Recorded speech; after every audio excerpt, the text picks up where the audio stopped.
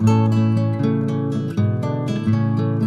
Friends, welcome back to my YouTube channel. आज मैं फिर एक नई जानकारी भरी वीडियो के साथ आपके पास आ गया हूं, जिसमें आज आपको बताने वाला हूं कि हमें कैसे अपना फैमिली आईडी में न्यू मेंबर को ऐड करना है। दोस्तों, जैसे कि आप देखते होंगे किसी का शादी विवाह होता है तो उसमें मेंबर जुड़ते हैं, किसी के घर में कोई बच्चा हुआ तो मेंबर जुड़ते हैं। तो हमें कैसे ही अपना फैमिली आईडी में ऐड करना है, इसके ऊपर पूरी जानकारी लेके आ गया हूं। तो पूरी जानकारी के लिए हमारी वीडियो से जुड़े रहिए। नए हैं तो हमारे चैनल को कर देना सब्सक्राइब, क्योंकि इस प्रकार की जानकारी भरी वीडियो हम आपके लिए लाते रहते हैं।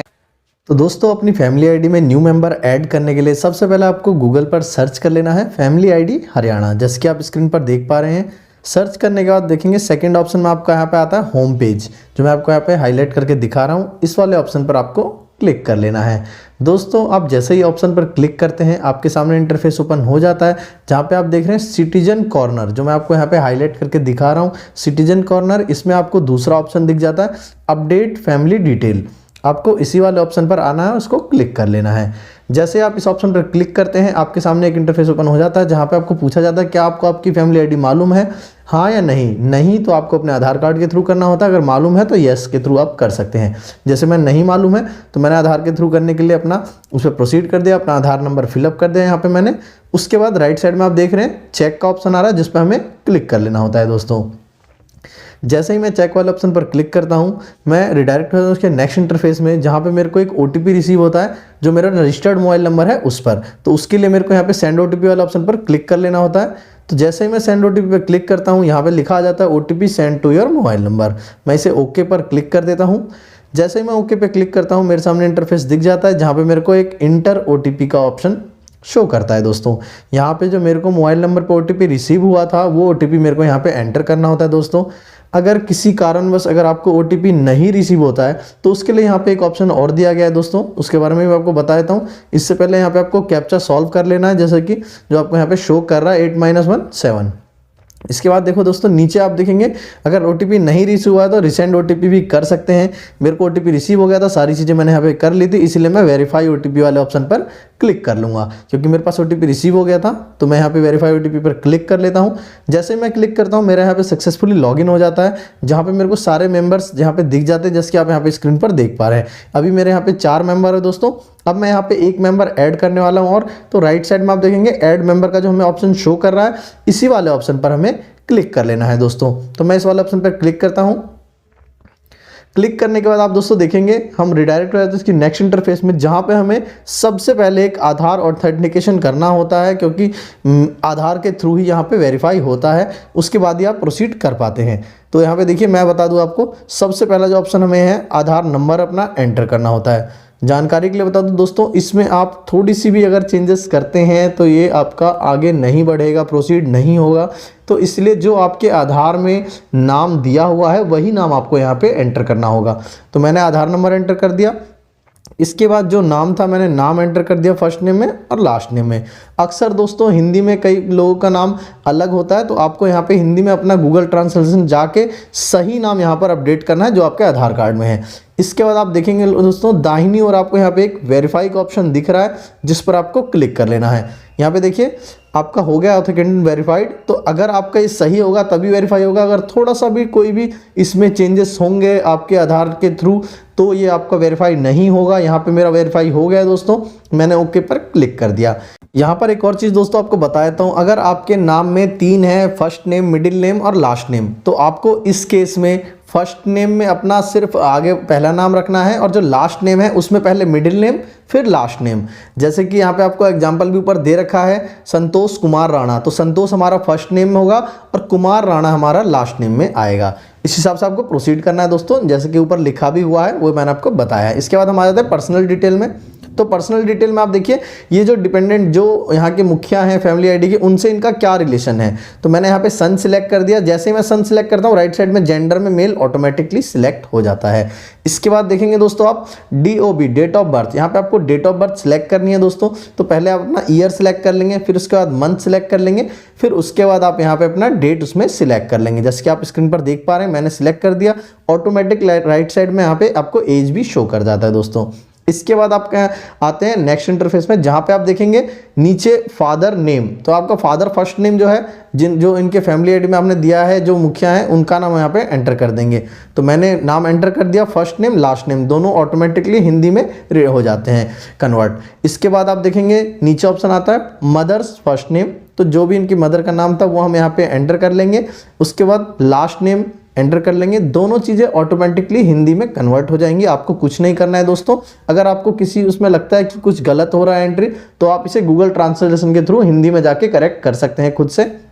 इसके बाद आ जाता है आपका ऑप्शन मैरिटल स्टेटस, मतलब मैरिड है अनमैरिड है क्या है। कई बार होता है कि किसी की शादी होती है तो अपनी वाइफ का अपडेट करते हैं, तो उसमें मैरिड अपडेट करना होता है। यहाँ पे हमारा जैसे मैं आपको दिखाया था मैरिटल में अगर हम मैरिड करते हैं तो यहाँ पे राइट साइड में स्पाउस डिटेल फिलअप करने के लिए आ जाता है। और अगर यहाँ पे आप अनमैरिड हैं, जैसे यहाँ पे बच्चे का हम कर रहे हैं तो हमने अनमैरिड कर दिया, तो वो ऑप्शन यहाँ से हट जाते हैं पूरे।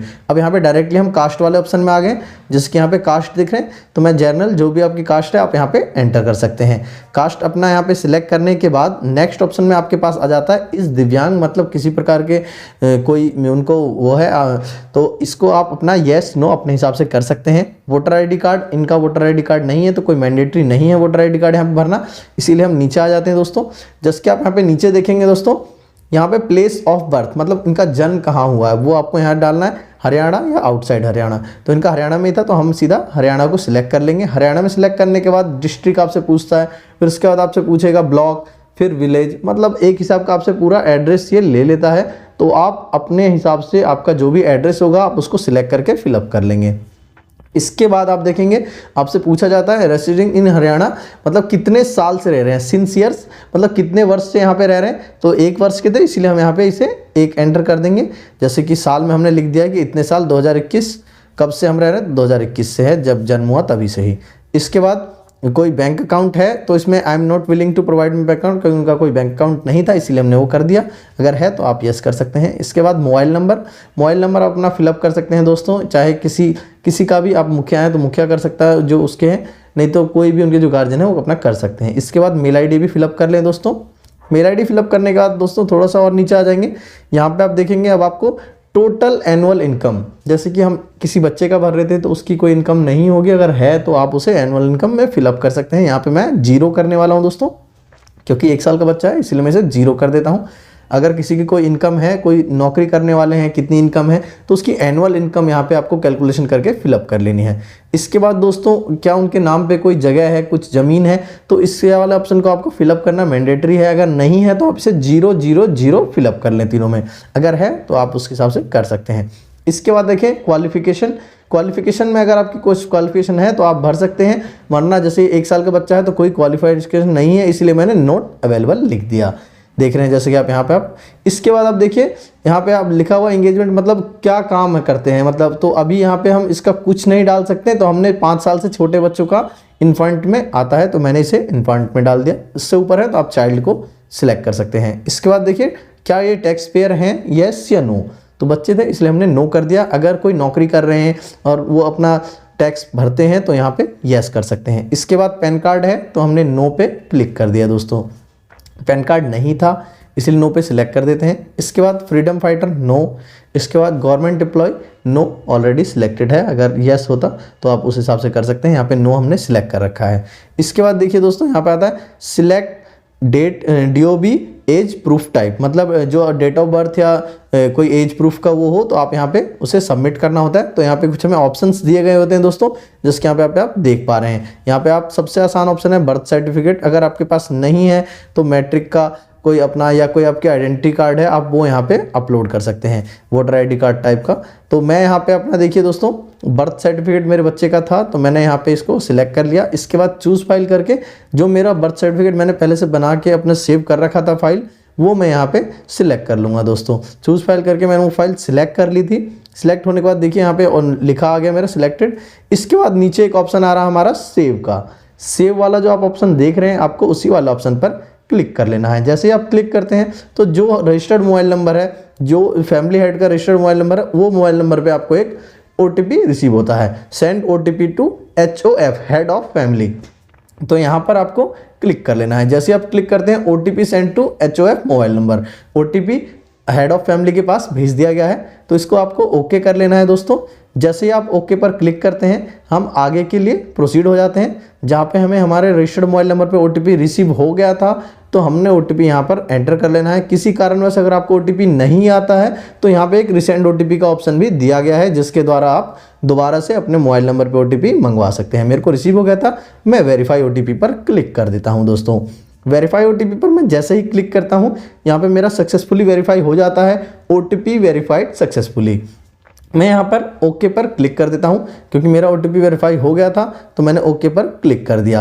अब देखिए यहाँ पे आ गया member details are successfully inserted, मतलब जो मेंबर डिटेल हमने ऐड करी है वो सक्सेसफुली इंटर हो चुकी हैं। अब यहाँ पे मैं इसे ओके पर क्लिक कर देता हूँ, जैसे कि आप यहाँ पर देख पा रहे हैं। ओके पर क्लिक करते ही जैसे मैंने ऐड किया था शिवांश कुमार का, तो आप यहाँ देख सकते हैं शिवांश कुमार, यहाँ पे देख रहे हैं फैमिली नेम, सारी चीज़ें यहाँ पे आ गया। 1 साल के बच्चे का हमने ऐड कराया था, एज आप देख पा रहे हैं। यहाँ पे पहले 4 मेंबर थे, अब यहाँ पे 5 मेंबर दोस्तों ऐड हो गए हैं। आप इसे प्रिंट भी कर सकते हैं दोस्तों चाहते हैं तो, जैसे कि आप यहाँ पर देख पा रहे हैं राइट साइड में नीचे ऑप्शन आ रहा था प्रिंट करने का, मैंने उसे ही सिलेक्ट कर लिया था। इसके बाद प्रिंट कर सकते हैं दोस्तों, जैसे आप देख पा रहे हैं स्क्रीन पे, आप इसे प्रिंट करके कहीं पर भी इस्तेमाल कर सकते हैं। इसमें कोई वेरिफिकेशन आगे नहीं होनी होती, यहाँ पे आप जब ओटीपी से वेरीफाई करते हैं तो ही आपका यहाँ पे ऑटोमेटिकली पूरा वेरीफाई हो जाता है, जैसे कि आपने यहाँ पर देख लिया। तो दोस्तों मेंबर कैसे ऐड करना है इसके ऊपर मैंने आपको पूरी जानकारी दे दी है। ये जानकारी आपको कैसी लगी दोस्तों जरूर बताइएगा। इस जानकारी से अगर आपको थोड़ी सी मदद मिली हो तो हमारे चैनल को कर देना सब्सक्राइब, क्योंकि इस प्रकार की जानकारी भरी वीडियो हम आपके लिए लाते रहते हैं। धन्यवाद।